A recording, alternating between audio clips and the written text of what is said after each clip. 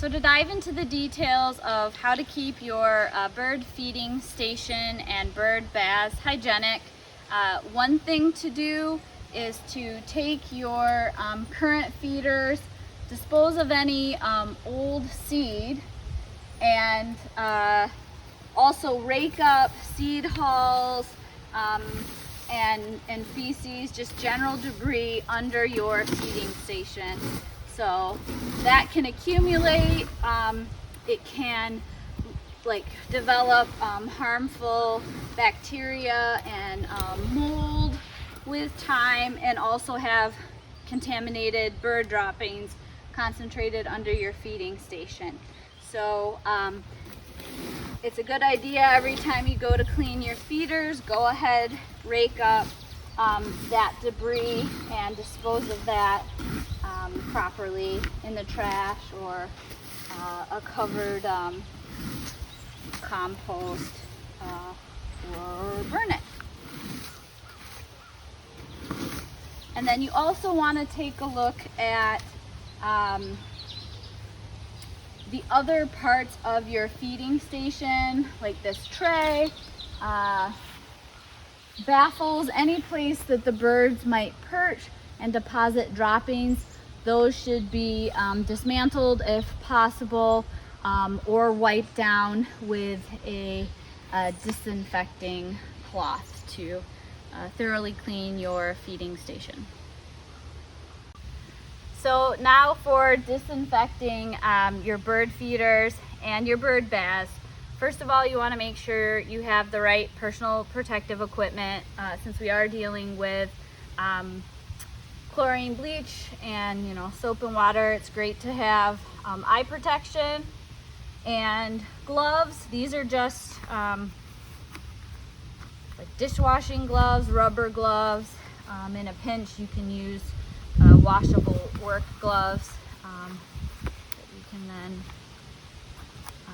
disinfect in the laundry. But good to have those things, and to have a set of tools. So I like having a stiff bristled brush. It's great for cleaning out bird baths, large tray areas and things like that. Different size brushes. These little ones are great for getting into the small ports of hummingbird feeders and finch feeders. Medium-sized brush for getting in some of the tighter nooks and crannies, and then long-handled brushes are great again for cleaning tube-style feeders. So having all of those things and a hose at the ready are important. And the first step is to kind of prepare your disinfecting and rinsing setup. So I use 3 tubs. You can use big different plastic bins, things like that. Set up your 10% bleach solution. So again, that means 1 cup of bleach for every 9 cups of water, or a healthy 1 3/4 cups per gallon of water. So in setting this up, some folks like to do the 15-minute soak in the 10% bleach solution first, followed by warm water scrub with just soap and water to get the biofilm off, and then a rinse bucket or having a hose is great for doing a thorough rinse. You can reverse this process and do your scrubbing with soap and water first, then the bleach disinfecting soap, always ending with that really good length of time for rinsing. I like doing the bleach first, make sure everything's good and disinfected, scrubbing it off just to get rid of that bleach scent and any biofilm that's left, and then rinsing. But you can do either. And then in general, it's always good to take a minute to get the excess debris off of your feeders. For really good disinfection, you want to dismantle them as much as you can. Get all the different parts off, and then use a hose to get excess seed off. You can get extra chunks off that way. You can also use disinfecting wipes to remove large hunks of bird feces, things like that. I like just doing that first. Your water will stay cleaner longer with that effort. And then if you have feeders with smaller drainage holes, it also helps if you just have a toothpick and you can just clear those holes really quickly. Get the little, millet seeds or whatever stuck in those drainage holes clear, and that way the disinfection really gets in all the nooks and crannies.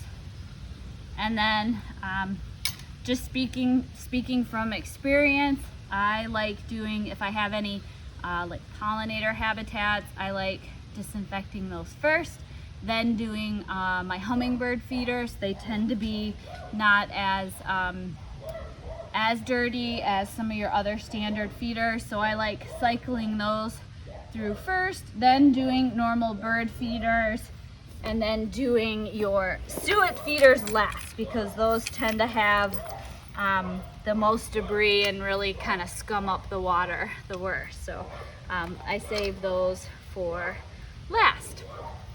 So I am going to move. I had some butterfly habitat materials disinfecting, so I'm going to move those over to my scrubbing bucket and submerge my first set of feeders.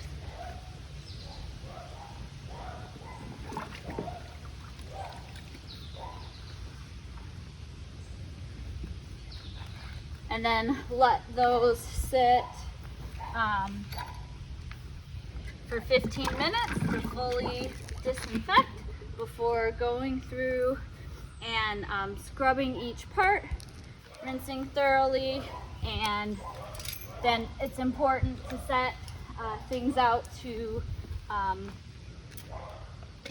air dry completely before you refill them. And a note about doing bird baths. My particular bird bath, the top unscrews to make disinfection really easy. But if you have a heavy bird bath that you're not able to do that, you can also put the 10% bleach solution directly into your bird bath.